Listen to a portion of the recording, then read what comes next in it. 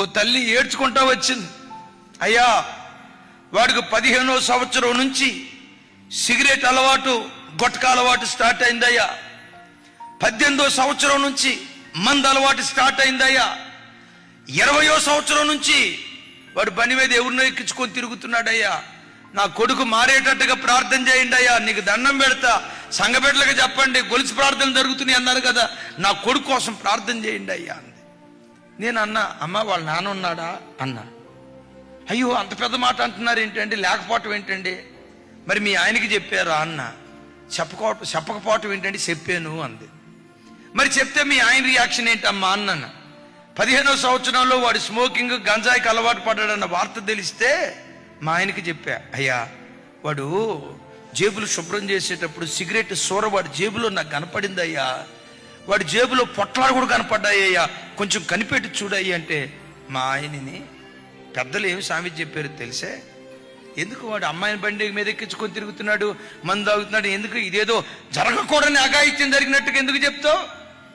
ఆడది తిరిగి చెడిపోద్దంట, మగోడు తిరక్క చెడిపోతాడంట. ఆడు బాగుపడాలంటే ఇప్పుడు తిరగాలే. నేనన్నా, అసలు తండ్రి నోట ఆ మాట ఎట్టొచ్చిందమ్మా, అసలు ఆ మాట ఎట్లా అనగలిగాడమ్మా అన్న. ఆమె ఏడుస్తా ఏముందో తెలుసా, అయ్యా పేరుకు భర్తే గాని నేను అసలు భార్యను గాని మా సారకు ముగ్గురు. ఆడు సిగ్గిడిసినోడికి ఏం తెలుస్తుందండి, నీతి విలువ లేనోడికి ఏం తెలుస్తుందండి, పవిత్రంగా బ్రతికేవాడికే పవిత్రత విలువ తెలుస్తుంది, నీతిగా బ్రతికేవాడికే నీతి విలువ తెలుస్తుంది. అయిలారా, బజారుగా బ్రతికే వ్యక్తికి నీతి విలువలు తెలియవు,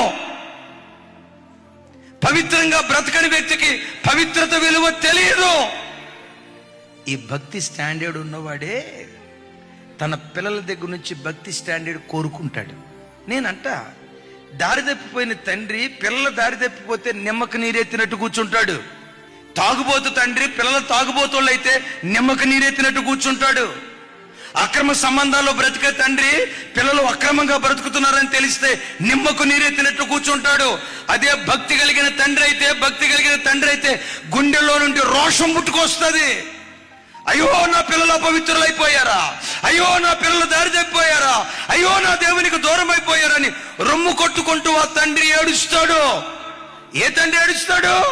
భక్తి కలిగిన తండ్రి మాత్రమే ఏడవగలుగుతాడు.